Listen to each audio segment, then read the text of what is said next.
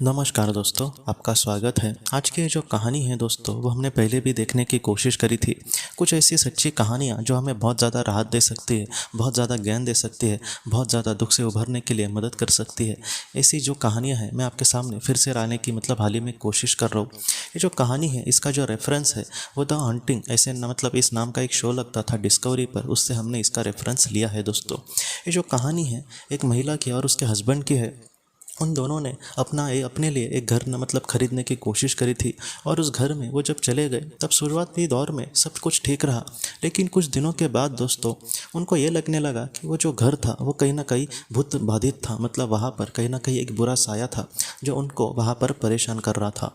इन सारी चीज़ों से वो लोग बहुत ही ज़्यादा परेशान हो गए और उन्होंने थोड़ी कोशिश भी की कि उसको वो शुद्ध करने की कोशिश करे, लेकिन फिर भी वहाँ पर जो नकारात्मकता थी, जो नेगेटिव एनर्जी थी, वो शैतानी जो साया था वो वहाँ से नहीं जा रहा था। तो इसलिए उन्होंने एक साइकिक को वहाँ पर बुलाया दोस्तों। जो साइकिक थी, एक महिला थी, वो जब वहाँ पर आई तब अच्छे से उसने पूरे घर का जायज़ा लिया।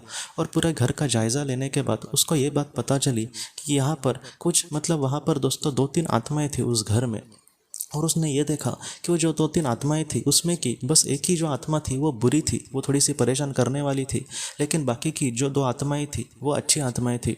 और बाद में दोस्तों उसको ये पता चला कि ये जो शैतानी जो आत्मा थी वो बहुत ही ज़्यादा बुरी थी और वहाँ पर जो भी लोग आते थे उनको वो परेशान करने की कोशिश करती थी। और वो जो अच्छी आत्माएं थी दोस्तों, उस घर में जो कपल आया था, जो महिला थी, वो जो महिला थी दोस्तों, उसके जो माता पिता थे वो इस दुनिया से गुजर चुके थे। और उसके माता पिता की जो आत्मा थी वो उनको बचाने के लिए उस शैतानी आत्मा से कहीं ना कहीं लड़ रही थी। क्या है दोस्तों कि इस दुनिया से जाने के बाद भी उसके जो माता पिता थे वो उनको बचाने के लिए कहीं ना कहीं वहाँ पर कोशिश कर रहे थे। और उस तरीके से इन सारी चीज़ों में जो साइकिक थे उसने भी दिल से प्रार्थना की, उसने भी कहीं ना कहीं अपनी ताकत का इस्तेमाल किया और कहीं ना कहीं जो शैतानी आत्मा थी उसको उसके जगह पर पहुंचाने की कोशिश करी। और बाद में वो जो घर था दोस्तों वो पूरी तरीके से जो शैतानी साया था उससे कहीं ना कहीं बाहर निकला। और बाद में आखिर में उस महिला ने दोस्तों, उस साइकिक ने, वो जो लड़की थी उस घर की, उसको कहा कि यहाँ पर सिर्फ वो बुरी ही आत्मा नहीं थी, बल्कि तुम्हारे माता पिता की आत्मा भी तुम्हें बचाने के लिए, तुम्हें राहत देने के लिए, उस शैतानी आत्मा से तुम्हें बचाने के लिए कहीं ना कहीं वो दोनों की आत्मा भी यहाँ पर आई थी और वो भी वहाँ पर बहुत ही अच्छे से कोशिश कर रही थी। तब वो जो लड़की थी दोस्तों उसको बहुत एक अलग ही फील हुआ कि इस दुनिया से जाने के बाद भी उसके माता पिता का जो प्यार था वो उसके लिए कम नहीं हुआ था दोस्तों।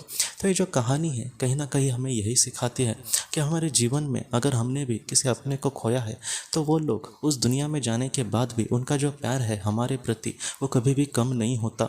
जब ऐसे बुरे हालात से हम गुजरते होते हैं तब हमें वो बहुत बार बचाने की कोशिश भी करते हैं दोस्तों। ये जो बातें हैं वो जीवंत जब हम जिंदा है तब हमें समझना बहुत ही ज़्यादा मुश्किल है। जैसे वहाँ पर जब वो साइकिक आई तब उनको पता चली ये बात, नहीं तो उनको नहीं पता चलेगी।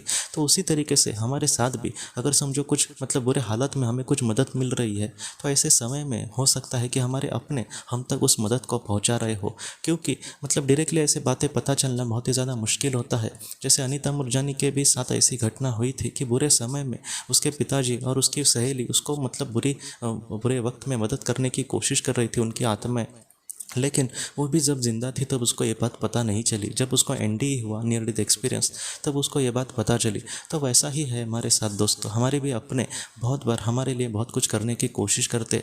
इसलिए आप ऐसा मत समझना कि वो आज हमारे साथ नहीं है, हमेशा के लिए वो हमसे दूर चले गए हैं। वो कहीं ना कहीं हमेशा हमारे साथ है दोस्तों। उनका जो प्यार है हमारे प्रति वो कभी भी कम नहीं होगा दोस्तों।